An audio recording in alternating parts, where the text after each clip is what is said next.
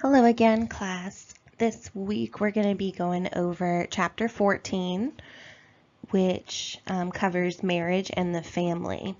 So this week's lecture, we're going to cover some sociological perspectives on marriage and the family unit, and ask some questions like what makes a family, what social norms or formal laws are in place to define who can marry and who cannot marry. And we'll talk about some challenges that couples and families face as well.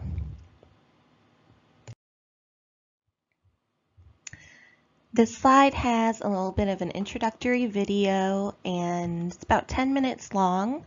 Again, you can find it on Blackboard under the Chapter 14 content link or in the PowerPoint.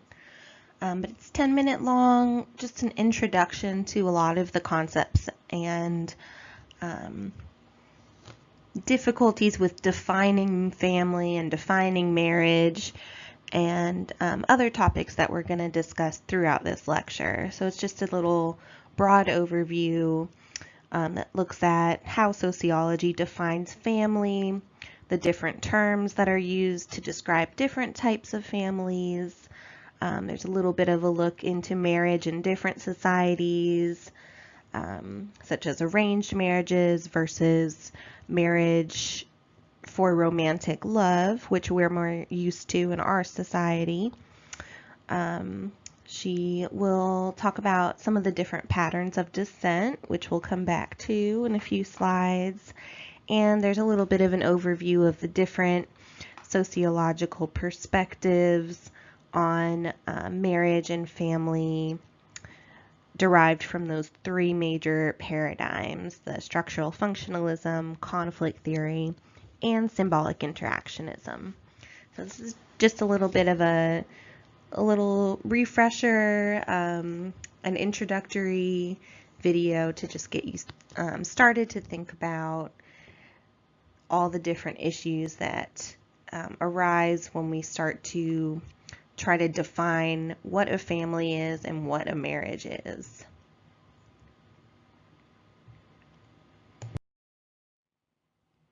Now, one thing we can be pretty certain about is that marriage and family are key structures in most societies around the world. Of course, the way that marriage and family is enacted and the way it's defined depends on what society you're looking at and what kind of belief structures they have and their own social norms. So while the two institutions of marriage and family have been historically closely linked in our culture in the United States, the connection between marriage and family is becoming a bit more complex due to shifting social norms when it comes to both institutions. But generally, we can define marriage pretty broadly as a legally recognized social contract between two people, traditionally based on a sexual relationship and implying the permanence of the union. However, throughout this lecture, we'll also consider other types of marriage and other variations, such as whether or not a legal union is required. So, for example, common law marriage, or whether more than two people can be involved in the marriage, like in polygamy, or whether spouses are of the opposite sex. So while there's exceptions, marriages are what create a family, and families are the most basic social unit upon which society is built. Remember back when we did the chapter on socialization, family is that first kind of social agent when it comes to our socialization into this world and understanding who we are, the morals and beliefs of our society, ideas about a huge milieu of all the different things that we've talked about in this class, like politics or like religion or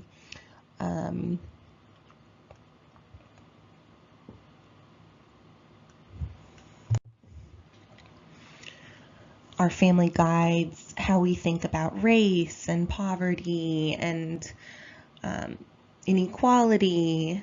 And so family really, as this first agent of socialization in our lives, plays a crucial role in kind of this mental map of society that our family imbues us with when we're very small children. Now this slide has another short introductory video. It's about 4.5 minutes, and it just looks pretty broadly again at the history of marriage and the way that marriage has been defined and practiced differently over time, different eras of history in different countries, and also the way that marriage and how we define it also depends on our social class. For instance, kings and queens had to marry other royalty in order to keep the prestige of the family alive, whereas peasants or your poorer citizens would maybe just marry each other out of convenience or practicality. And it also talks about kind of the late emergence of this idea of marriage for romantic love, and points out that this whole concept of marrying purely for romantic love kind of came about after industrialization and modernization, because with more jobs for more people, there was a bit more stability in society. We saw the rise of the nuclear family, and so there was a lot more pressure put on kind of that immediate family, and also a lot more independence for people to even develop this concept of marrying for love and romance rather than marrying who your family wanted you to marry for a number of reasons. It also, the video also talks about different forms of marriage, of course, homosexual marriage, but also the video points out that homosexual marriage is really nothing new in terms of human history. It's been practiced for centuries, though falling in and out of favor due to whatever the social norms that are reigning at the time kind of dictate. And the video also brings up practices in Africa and in China of what's referred to as ghost marriages, where people get married to people who have already passed away or deceased. So certainly just this little 4.5 minute video will give you a very broad kind of look at the history of marriage and the way that many different societies over time and depending on their culture, cultural traditions and social norms kind of act out and practice this concept of marriage.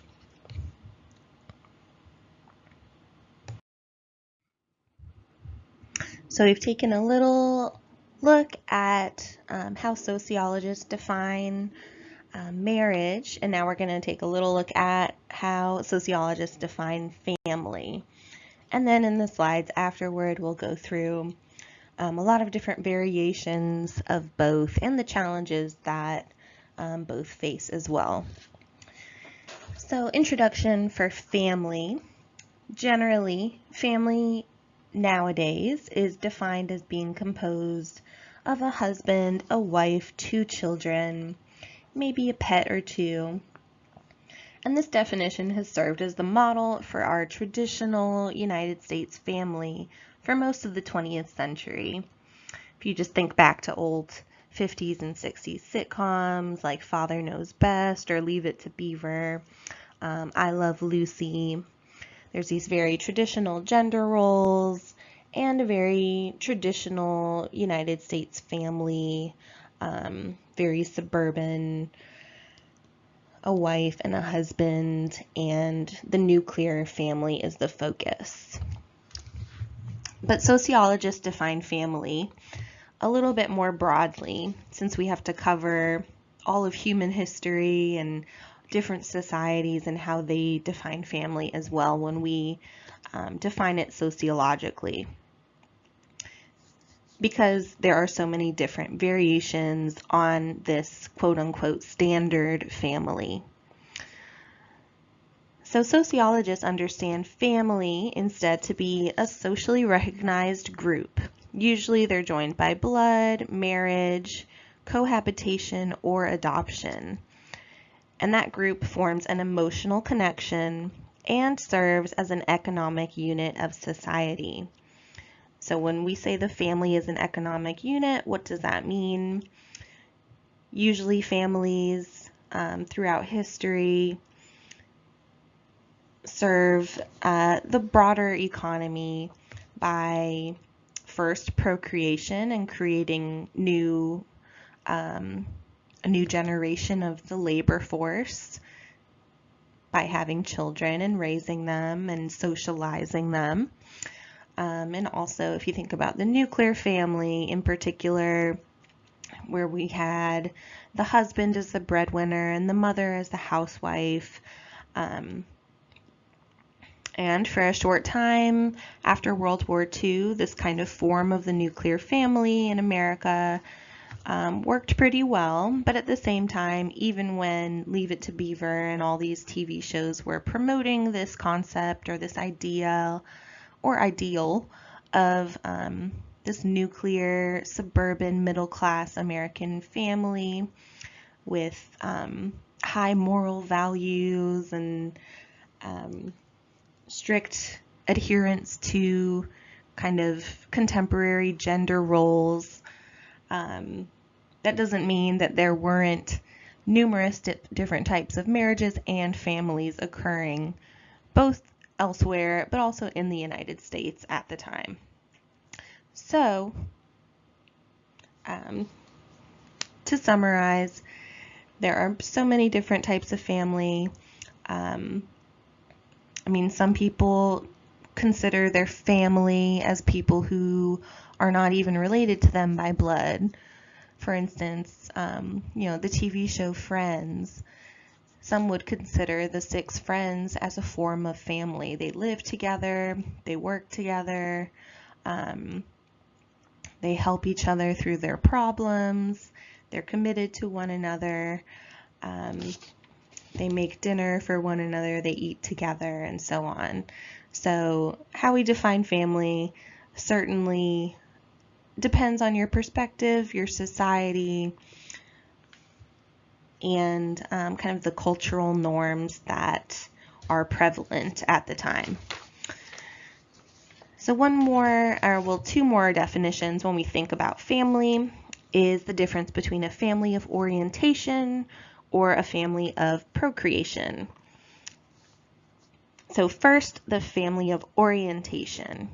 That's the family into which you are born. So your mother and your father, your siblings, cousins, grandparents, aunts, and uncles.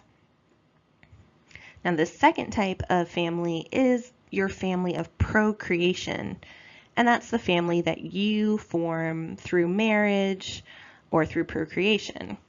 So you, your spouse, or your partner, and your children. Now, we don't really have a choice when it comes to our family of orientation, but in most Western modern societies, our family of procreation is of our own choice and our own making.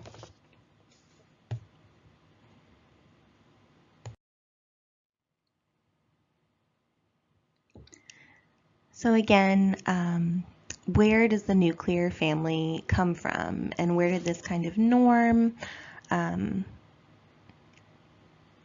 originate, that we hear the word family and most Americans typically think again of that husband, wife, and a few 2 to 3 children. So this video is one more little introductory video. It's about 8 minutes, And it asks the question, where does the nuclear family come from? And it looks at, again, different forms of the family across the world, across culture, and over time. The video also introduces a lot of terms that we will kind of delve a little bit more deeply into in the remaining slides here of the lecture.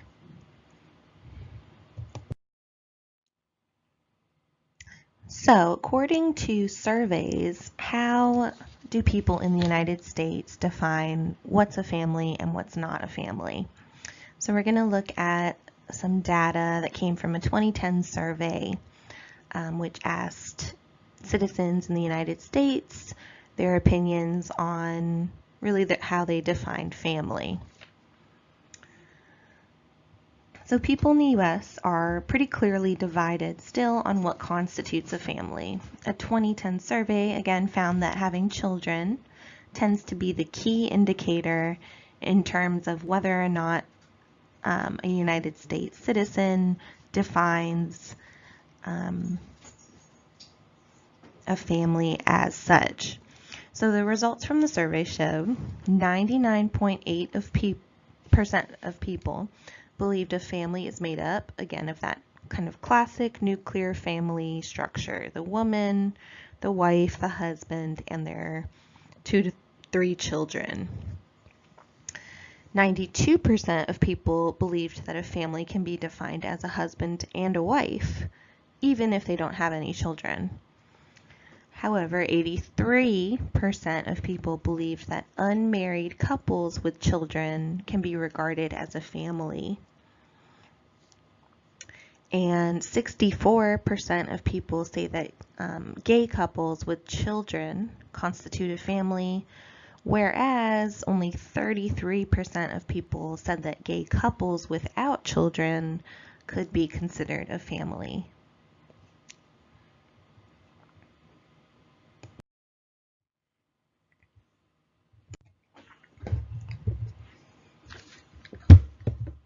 With single parenting and cohabitation, which means when a couple lives together but's not married, becoming more socially acceptable recently, people might be getting a bit less motivated to get married, at least not as motivated to get married so early in life.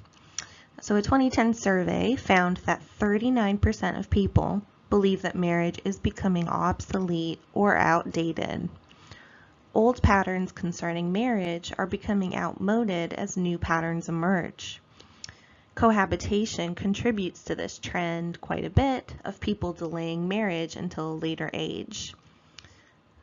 More and more people are putting an emphasis on their education and their career instead of settling down early as a young adult.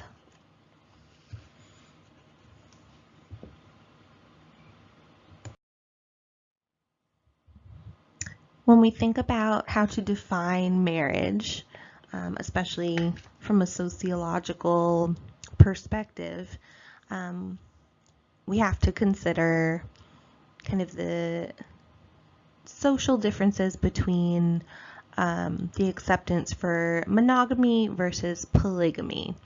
Monogamy being when someone is married to just one person at a time, and polygamy being marriage to more than one person at a time.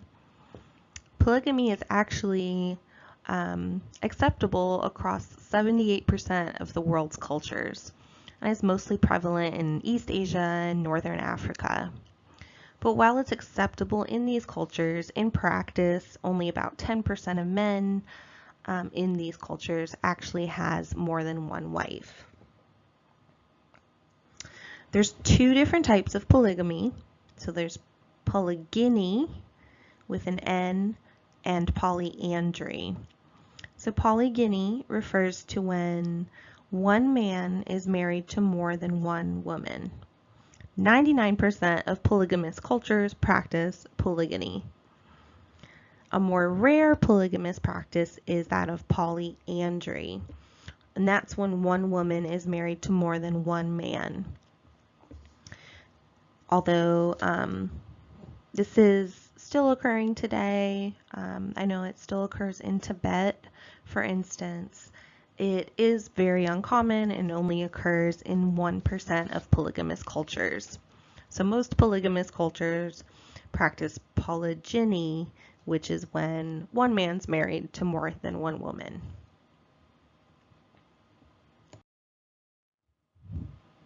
Now, in the United States, particularly, polygamy is considered to be socially unacceptable and illegal. The act of polygamy is referred to as bigamy, and it's a felony crime in most states. 1% of the U.S. Muslim population practices polygamy. That's about 20,000 people, and about 37,500 Mormon people in the United States and North America practice polygamy still today. So even though the Mormon faith officially renounced polygamy in 1890, many fundamentalist Mormons continue to practice polygamy, and in particular, polygyny.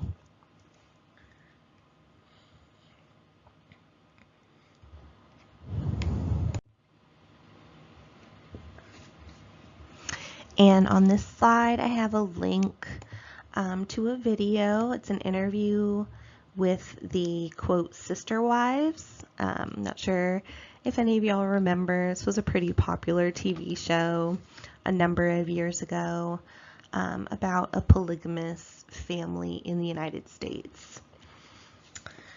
But this video, it's called The Real Reason Cody Brown, and that's the husband, and his wives moved to Las Vegas. It's an interview with the sister wives family about facing legal repercussions for their marriage.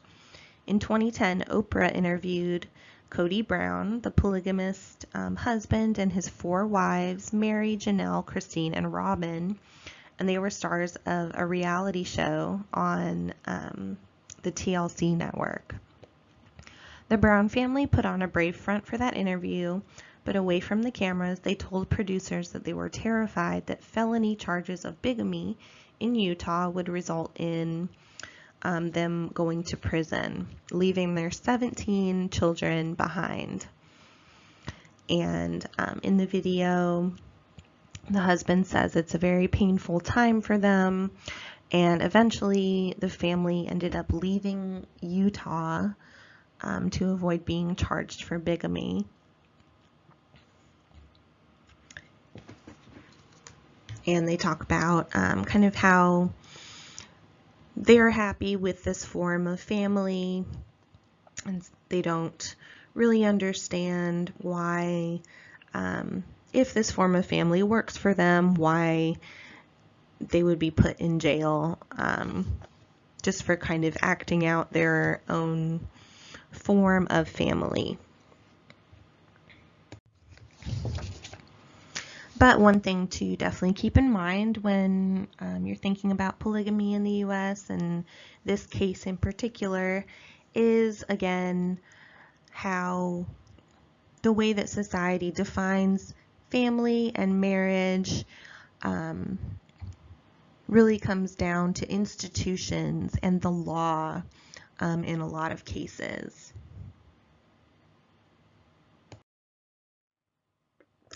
Now let's turn to residency and lines of descent, and we'll cover some important definitions here. So first we have kinship, and that refers to one's traceable ancestry, and that can be based on blood, marriage, or adoption. Then we have bilateral descent, and that's when we refer to both our paternal and maternal ancestors and consider both of these part of our family. Now today that might seem pretty normal. Of course, I would trace my mother and my father's family and consider myself part of both lineages. And most industrial societies today do practice bilateral descent. However, a lot of other societies practice unilateral descent, which is the tracing of kinship through only one parent. And more pastoral or rural societies are more likely to practice this, about 40% of modern day societies. And when we talk about unilateral descent, there's 3 different kind of subtypes within that. And that's first patrilineal. So that one would follow only the father's line of lineage. Then we have matrilineal, which would follow the mother's line only. And inheritance and family ties in a matrilineal society would be traced from the woman and the woman's family. And this we've seen common in a lot of Native American societies. Or if you, in the gender PowerPoint, watched the documentary about the matriarchal Masuo tribe in China, they practice matrilineal descent also. And then the third type is ambilineal, and that one follows either the mother or the father's side, and that one really depends on the situation and which family line carries the most strength or prestige. And that's common in a lot of East Asian societies today.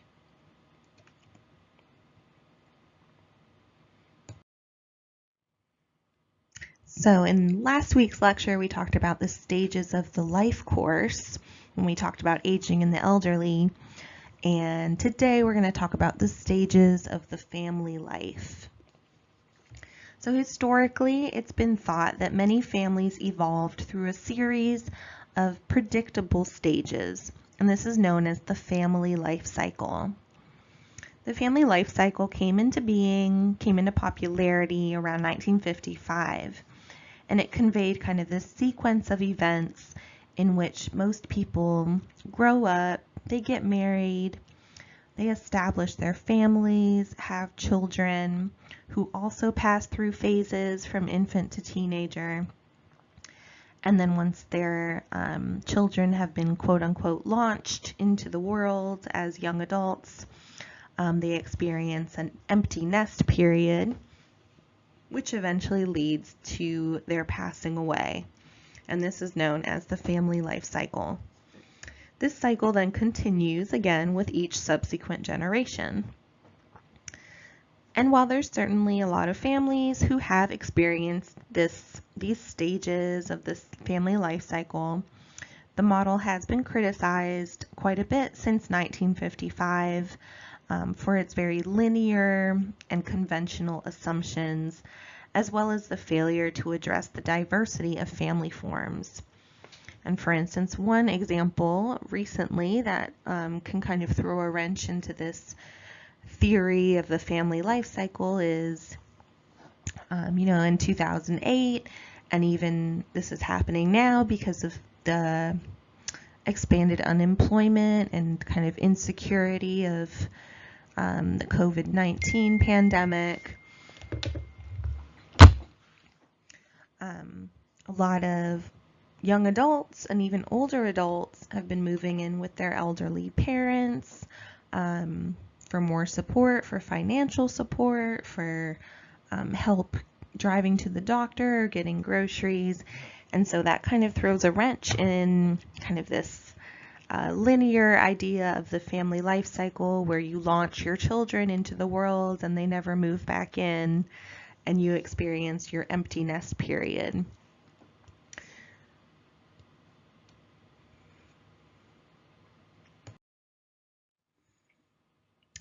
So in the next few slides, we're going to look at different variations in terms of how particularly U.S. society defines family and what can be considered family life. So we've already discussed the nuclear family a little bit, but I'll give you the kind of official definition here. So the nuclear family, it refers to, again, the married parents and their children as this nucleus or the core of the family. So most U.S. homes are made up of nuclear families, even still, though these numbers are changing pretty rapidly. In 1980, 77% of children under 17 years old lived in a household with 2 married parents. In 2010, that number was down to 66%. So from 77% to 66 in about 30 years. In 2011, 3% of children lived with their cohabitating or not married parents, and we'll return a bit more to cohabitation in 2 slides.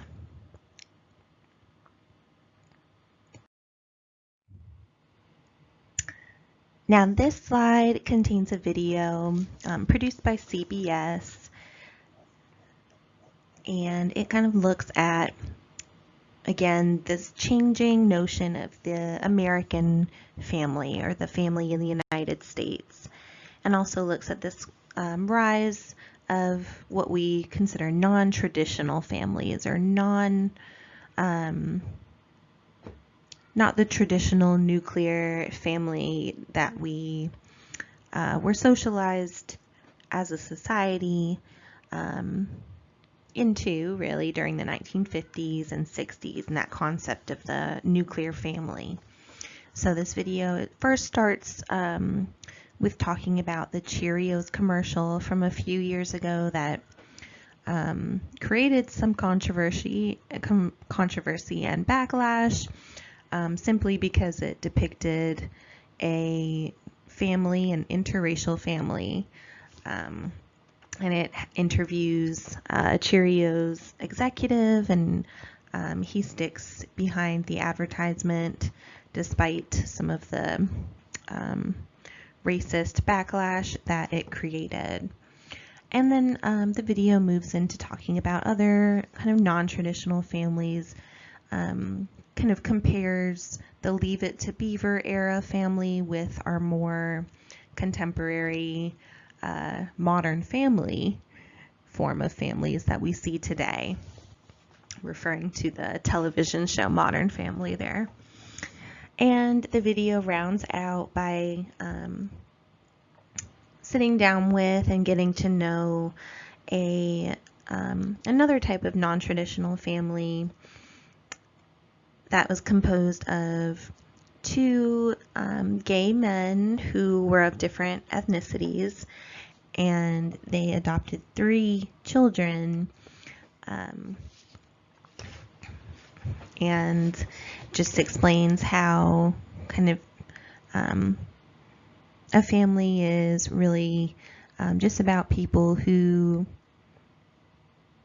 live together, support each other, and grow together, regardless of whether or not the family is formed through blood or adoption, or if the spouses are heterosexual or homosexual, and regardless of the race or ethnicity of the couple who has committed their lives to one another. Now, another variation on the American family that throws quite a wrench into this kind of ideal concept of the nuclear family is the rise of single-parent households.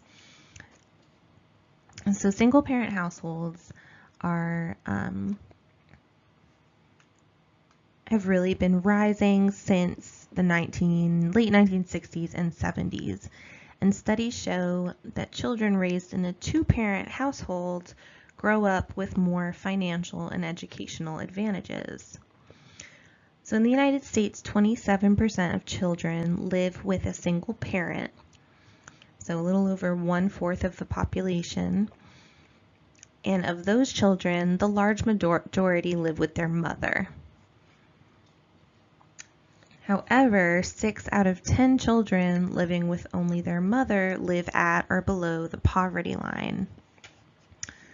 And that's because, well, as we talked about in the gender lecture, women are still paid less than men are for the same job.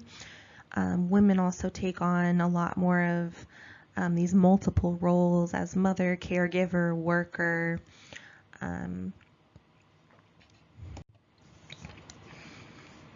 and there are still practices employment practices that don't invest as much in women as they do men, because of these kind of socially acceptable responsibilities that women and mothers kind of take on more so than men do. Now, step parents are a different variation on two-parent homes. So if your single mother is divorced and then was remarried, then the step-parent comes in and you suddenly have a two-parent home again, even though one of your parents is not related to you by blood. So in some families, a parent is not even present at all, and 4% of children live with a guardian that's not their parent, usually because the parent has abandoned the child or they might have substance abuse problems. And so extended family like aunts or cousins, grandmothers, or foster parents or grandfathers may become the primary caretaker.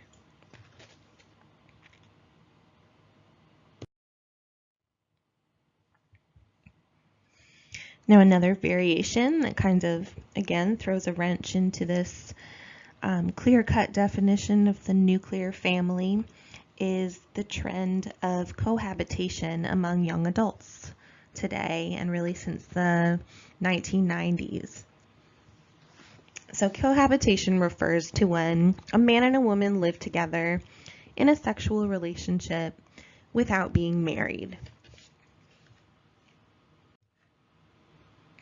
And that doesn't necessarily mean that the couple has no intention of ever being married, but maybe for financial reasons, a lot of couples move in together prior to marriage.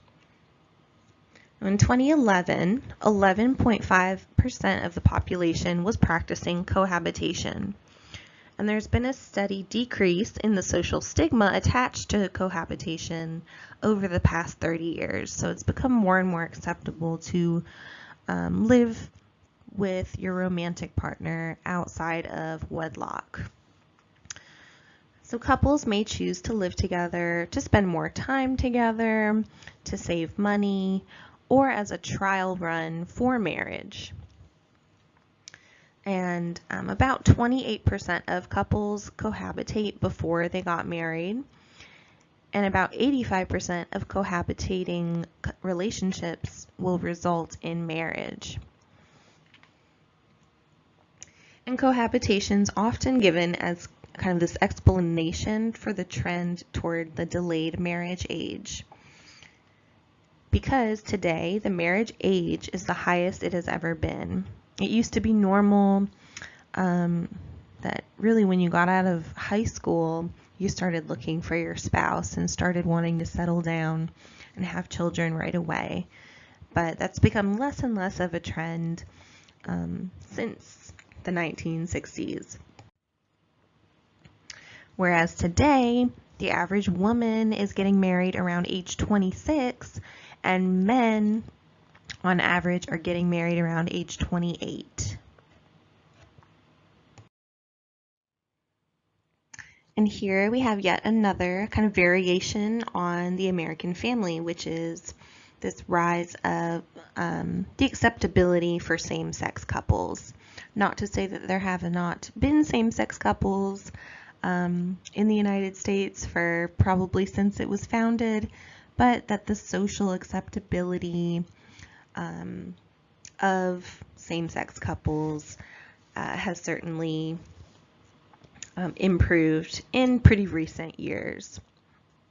So between 2000 and 2010, there was a 50% increase in the number of same-sex households. That could be due to 50% increase of more gay people coming out and coupling, but it could also be a sign of this growing social acceptance of homosexuality and thus this increase in the likelihood that someone would even report honestly their sexual orientation to the census due to these changing social attitudes and acceptance of gay relationships. So nationally, same-sex couple households make up only about 1% of the population, and 25% of all same-sex households reported they were married. Research shows that same-sex parents are just as effective as opposite-sex parents. So when we talk about, on the previous slide, on single parent households, and it says that single parent households can be detrimental for the child, it doesn't necessarily mean that you have to have one man and one woman for the best well-being of a child, but research has showed that what's crucial is that there are two parents, regardless of whether they are homosexual or heterosexual, that you get kind of this balance of a support system, and then it's not all kind of left on one parent individually. So what's most crucial for the children's well-being is that there are two parents raising them, regardless of their sexuality or gender. And it was found actually that children of lesbian parents were less likely to exhibit behavioral problems and exhibited higher rates of self-esteem.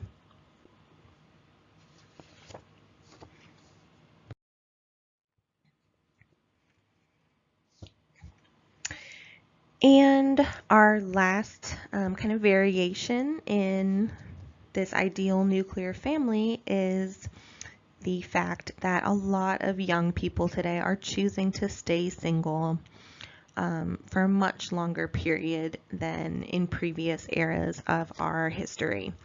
So this new option for many people in the United States is to just stay single. In 2010, 44% of the total adult population reported they were single. In 1970, 11% of women and 19% of men between 25 and 29 were single and never married. But in 2010, those numbers were 62% of women and 48% of men. So U.S. census projections show that by age 40, 20% of women and 14% of men will have never been married.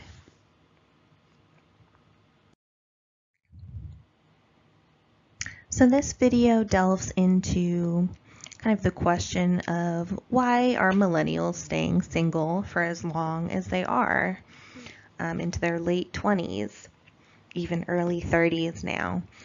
And this video has an interview between a newscaster and a psychologist who focuses on relationships and marriage in society, and they just talk about kind of the different explanations that have come about for why this is happening. One explanation is kind of this increase in the emphasis on individuality that has occurred definitely since the 80s, 90s, especially today. We're very focused on being strong individuals, and so maybe there's more of a focus for us to kind of figure out our own identity and our own life path before we commit to a lifelong relationship with another person. Then another example that they point out is kind of the change in the U.S. economy and the global economy since the 1950s and 60s. Not only are women in the workforce now, so kind of women when they graduate from high school are no longer looking to find a husband quick and become a housewife.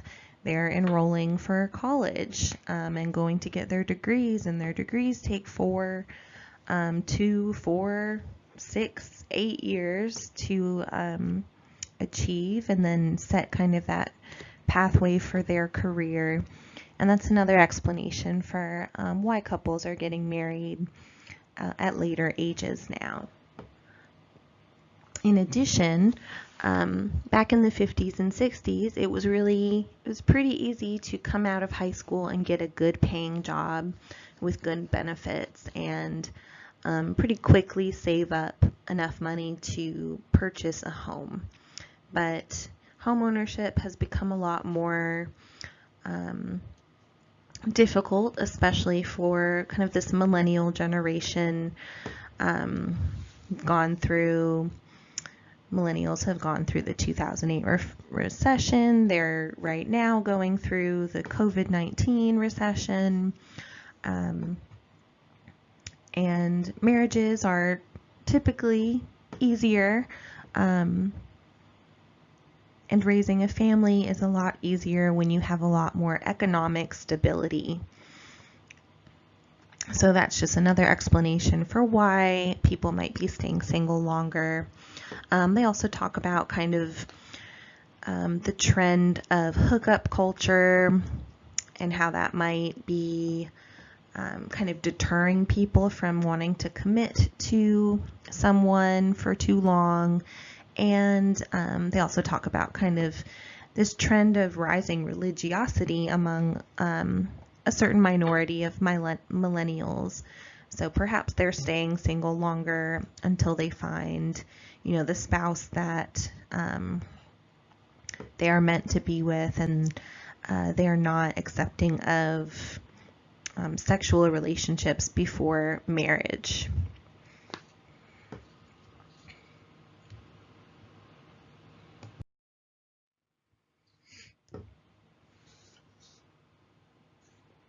Now, for the remainder of this lecture, we're going to take a broad view and look at some different challenges that families face in our society in particular. So we're going to start looking at issues of divorce and remarriage. So as we talked about during the lecture on gender, sex, and sexuality, second wave feminism was concerned with the liberalization of divorce laws, among other things. One result of that was the liberalization of divorce laws and a concomitant increase in divorce rates after the 1960s. So in 1960, divorce was fairly uncommon and affected only 9 out of every 1,000 people. In 1975, 20 out of every 1,000 people had gone through a divorce. In 1980, 22 out of every 1,000 people had gone through a divorce. But since the 1980s, divorce rates have actually leveled out and dropped, and current divorce rates are around 13 out of every 1,000 people. Now, why did that happen? A lot of reasons. As we talked about with second wave feminism, of course, the divorce laws were liberalized. Previous to that, you could only file for divorce for infidelity or proven abuse and issues of that nature. Whereas today, you can get a divorce for the reason of irreconcilable differences. So that made getting divorced and being able to legally obtain a divorce quite a bit easier. At the same time, since the 1960s, women have been going into the workforce and going to college, and that has given women a bit more of financial independence that they generally did not have previously. And so, whereas in the 1950s, a woman might stay with a husband that she doesn't really get along with because of her kind of economic dependence on that male breadwinner of the family. Come 1970s and the 1980s, women were not as dependent on that breadwinner, and this is another explanation that's given for why divorces became more common in the 70s and 80s. So the decrease in divorce rates since the 1980s can be attributed to the later ages, again, at which people are getting married. People are staying single until they're 28, 29, 30, and so people are getting married at later ages. And studies show that people who get married later in life have more realistic expectations of marriage and companionship, are more likely to compromise, and the later age at which people are getting married means that both spouses are more financially stable than they would have been at younger ages. Another reason the divorce rate is said to have decreased since the 80s is the increased level of education of people getting married. As studies, again, show that married couples with college degrees have lower rates of divorce than married couples without a college or high school degree. And then, again, as I mentioned on the previous slide, when we look at the rise of divorce rates between 1960 and 1975, that can be attributed to, again, the liberalization in the divorce laws, being able to have a no-fault divorce or a divorce for irreconcilable differences, and then also women entering the workforce and becoming more financially and educationally independent. So on this slide, I have a graph that tracks the marriage and divorce rates in the United States between 1860 and 2010. So first, let's take a look at the upper graph, which is depicting the marriage rates in the United States. So we can see after World War I ended, marriage rates dropped, but then quickly went up after the war had finally ended. And then during the Great Depression, we see some quite low marriage rates. Again, economic stability is pretty important for a marriage to be successful, and so people were not really getting married during the Great Depression. Then we see a huge spike in marriage rates after the end of World War II, all the soldiers coming back and wanting to kind of get back to normal and start a family, and kind of that economic stability in the country after World War II also helped that trend. And then we have, after World War II, marriage rate dips back down, goes even lower around 1960, and then climbs up a bit in the 70s, and since about 1980, 85, you can see this steady drop in marriage rates. It's been pretty consistent between about 1985 even till now.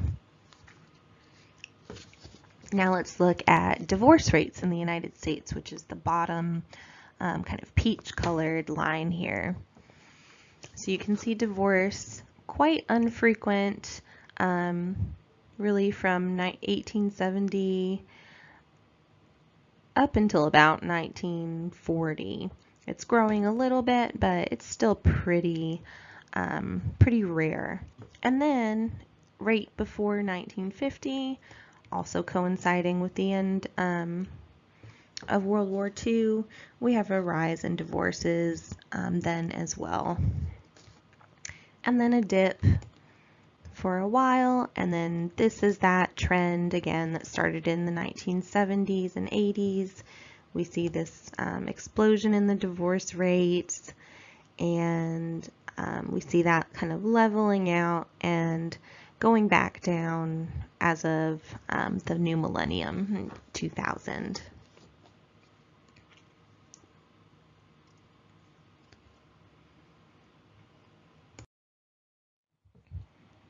Now, when we break down divorce rates kind of statistically, we do find that some segments of the population are more likely to divorce than others.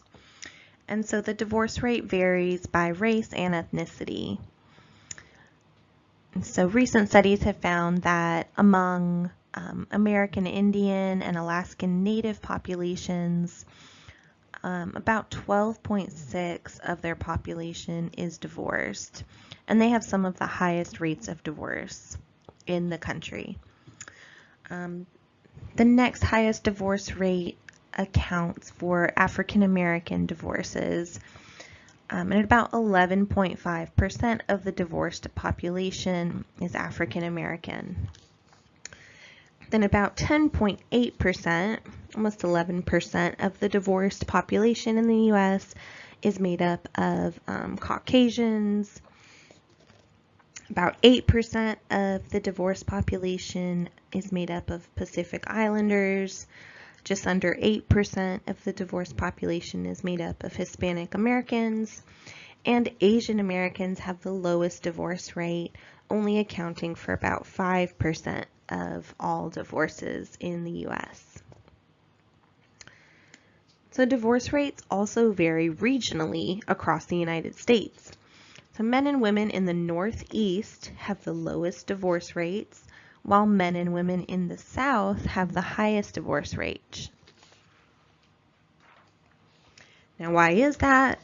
One common explanation offered is because marriage rates are higher in the South, and in the South, people get married at an earlier age than in the Northeast, for example. And as I said on a previous slide, the younger that you get married kind of increases your chances of divorce.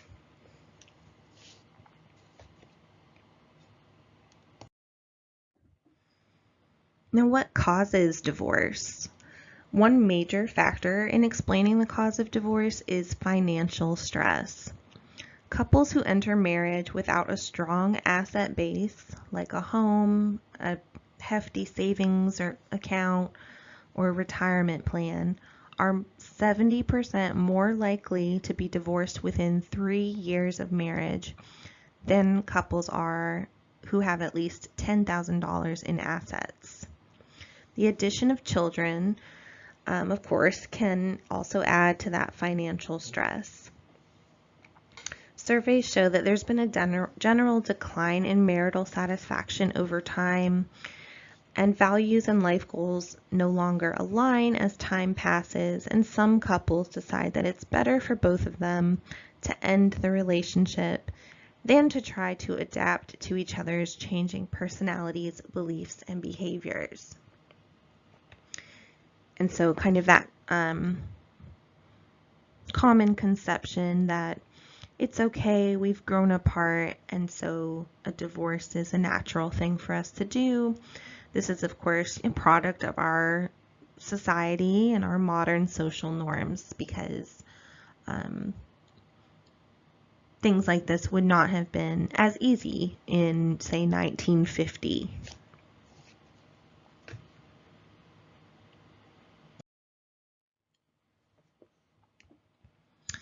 Now, when sociologists talk about divorce and remarriage, they usually refer to this term the cyclical pattern of divorce.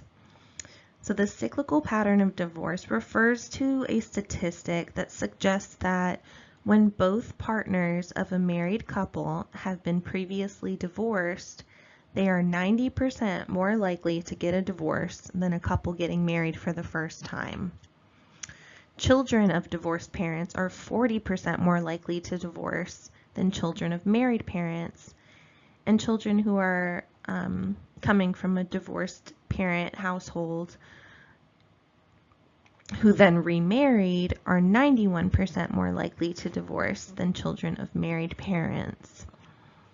So the cyclical pattern of divorce might result from a mindset in which a relationship should be replaced rather than repaired.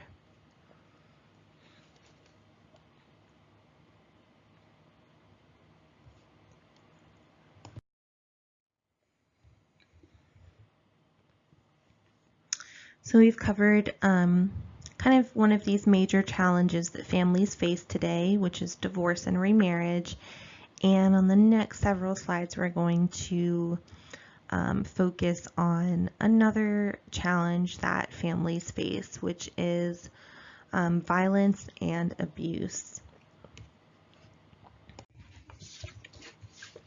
So we'll start with this section by defining intimate partner violence, which is also referred to throughout the rest of the slide as IPV.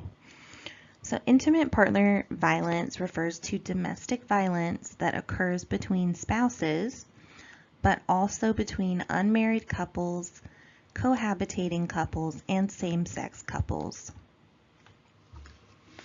So the term domestic violence used to be more commonplace, but over time, this term intimate partner violence has kind of taken the place of the term domestic violence, because intimate partner violence also includes abuse that happens between unmarried couples, gay couples, and cohabitating couples.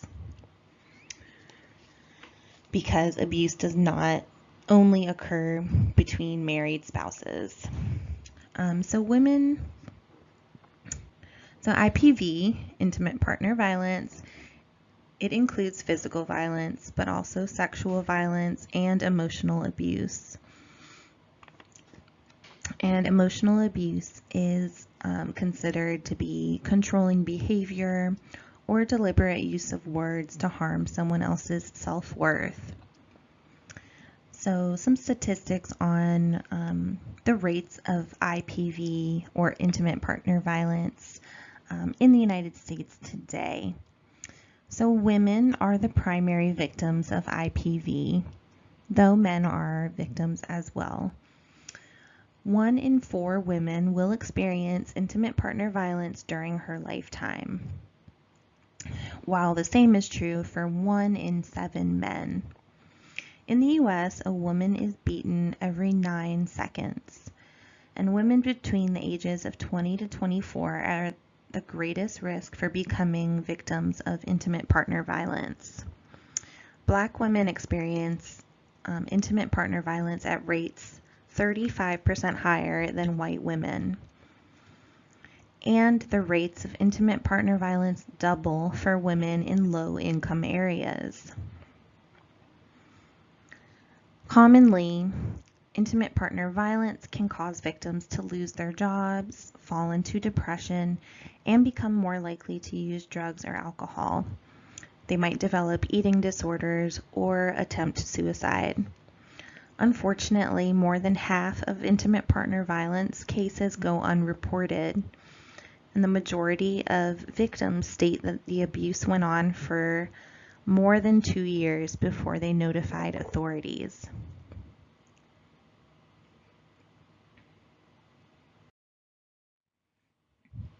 The video on this slide is about 4 minutes long, but it takes a focused look at intimate partner and domestic violence in Georgia in particular. And one statistic that they bring to light is that in 2017, there were more deaths caused by domestic violence in Georgia than the previous 20 years that they had been studying this. So they concluded that, these deaths caused by domestic violence are on the rise in Georgia.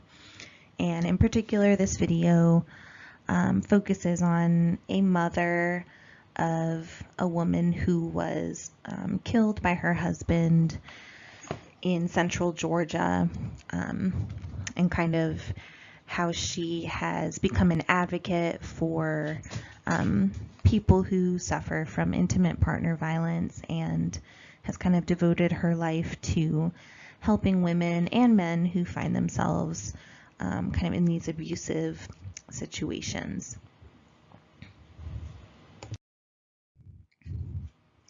Now, another form of abuse that takes place within families across the country is child abuse. So in 2010, there were 3.3 million reports of child abuse involving 5.9 million children in the United States. The majority of the perpetrators are usually parents, followed by other relatives like grandparents, aunts, uncles, and step-parents. The majority of child abuse reports are filed by professionals such as teachers, law enforcement, and social services staff.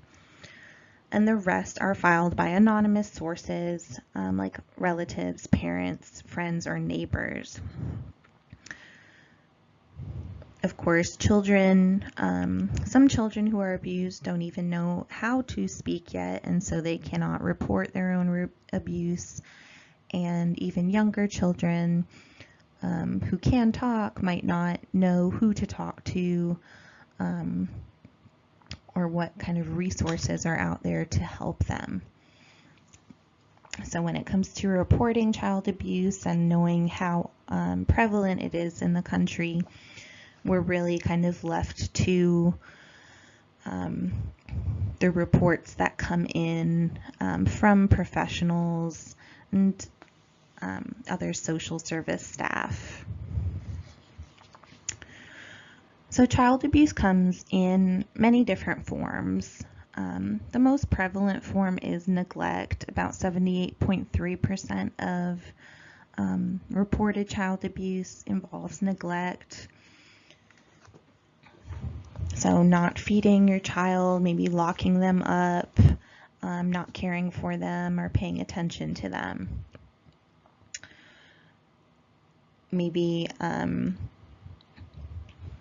neglecting to give them clean clothes or bathe them regularly. The next most prevalent form is physical abuse, and that's about 10.8% of child abuse cases involve physical abuse. The next most prevalent are sexual abuse and psychological mistreatment, which each account for 7.6% of cases. And the least prevalent type of child abuse is medical neglect. So if your child has sustained some sort of brain injury or they are sick and you are the parent neglects to get the child the proper medical care that they need for their current situation, this is also a form of abuse.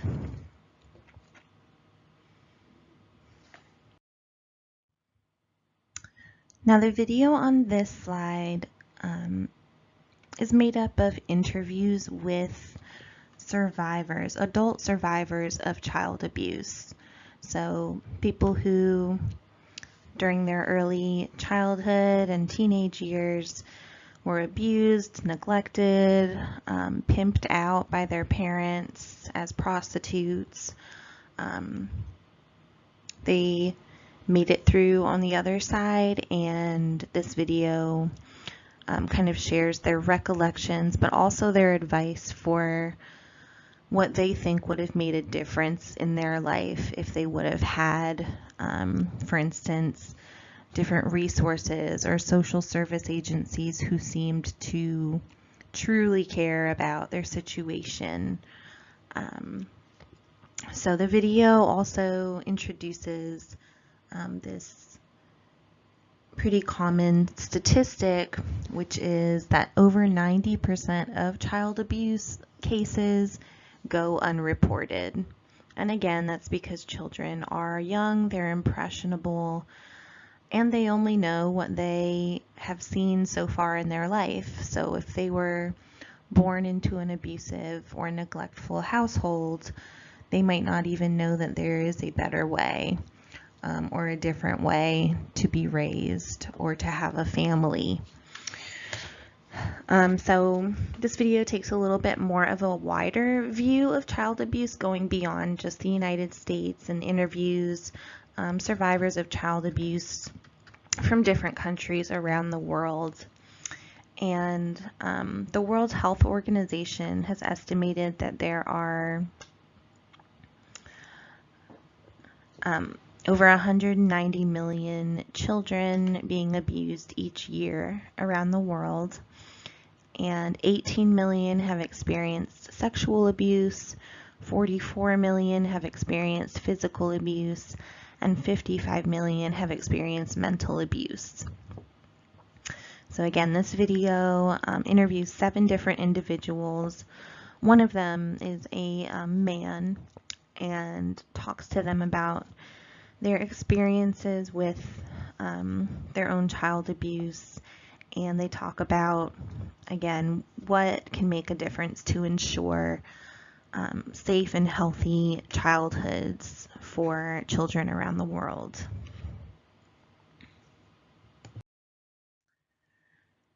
Now, in terms of child abuse, infants are the most victimized population within this domain. So they're the most vulnerable since they are entirely dependent on their caretakers.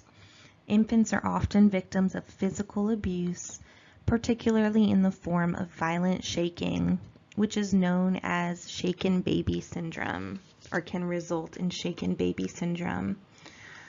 And shaken baby syndrome refers to brain swelling and retinal hemorrhage resulting from forcefully shaking or causing impact to an infant's head. And so some parents, particularly very young, maybe 16-year-old mothers, might find themselves frustrated because they can't stop a baby from crying, and their first route of action to take their frustration out is on the child, and they shake the baby in order to try to force them to stop crying. And unfortunately, this abusive action results in about 1,400 babies dying or suffering a serious injury from shaken baby syndrome every year in the United States.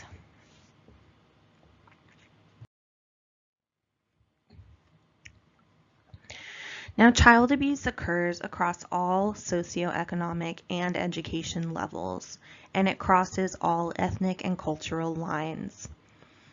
But there are some indicators of greater likelihood to abuse a child.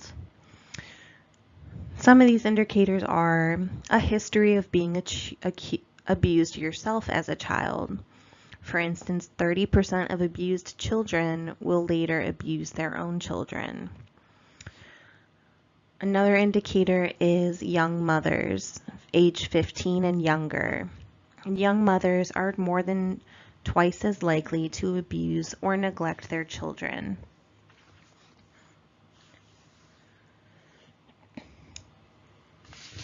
And the third indicator of child abuse are people who abuse substances. So might have drug or alcohol abuse issues as well.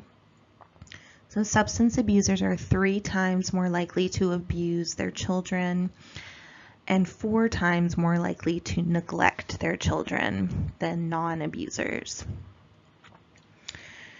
And some of the long-term effects of child abuse are sustained injuries, poor health, of course, mental instability, like depression, anxiety, or suicidal behavior, and other cognitive and social difficulties. Children of abuse are 25% more likely to demonstrate poor academic performance, to get pregnant at a young age, and to engage in drugs and crime.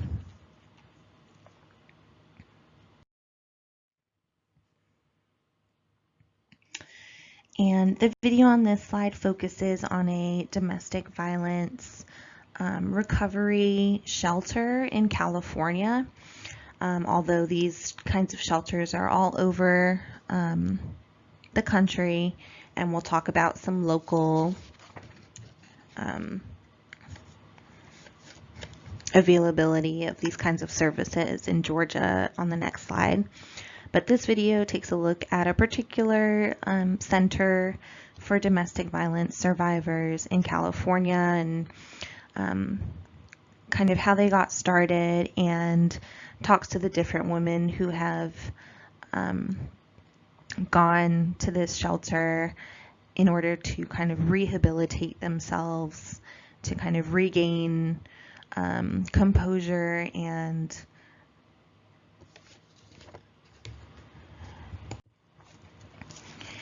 to develop higher self-esteem, to kind of get over and try to cope with the years of abuse that they have endured before arriving there. And basically, their conclusion is that it's never easy to recover from domestic violence, but it can be done with the right resources and the right support structure. And the people who run this particular shelter really put a strong emphasis on love, understanding, compassion in order to empower people once again.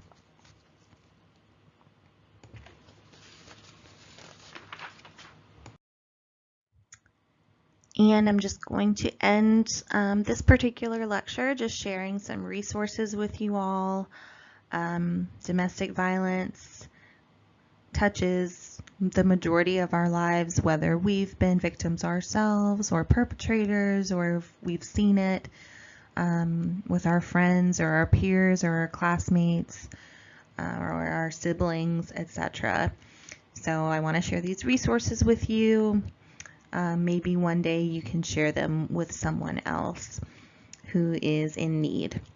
So in Columbus, Georgia, we have the Columbus Alliance for Battered Women, which is also called Hope Harbor, and they have a 24-hour crisis line at 706-324-3850, or you can email them at info@hopeharbor.org.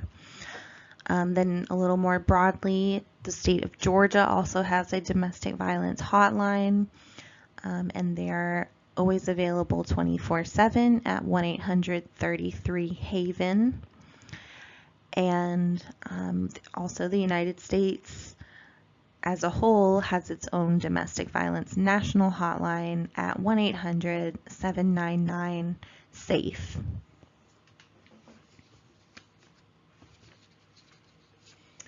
And this slide will conclude our lecture for this week on marriage and family.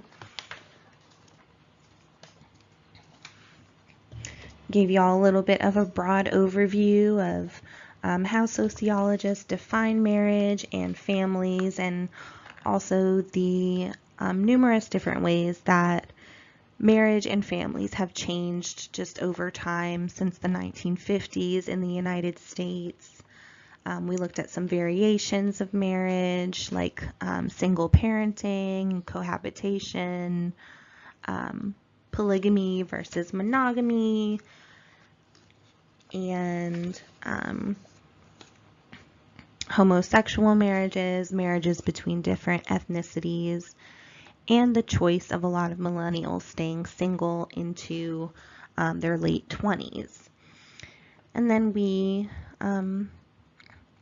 gave due attention to kind of these major challenges that families face today, like divorce and remarriage, and violence and abuse. So I hope y'all have a great week. We'll be coming back to do chapter 21 next, and then we will start preparing for our final exam. All right, hope y'all have a great one. Talk to you soon.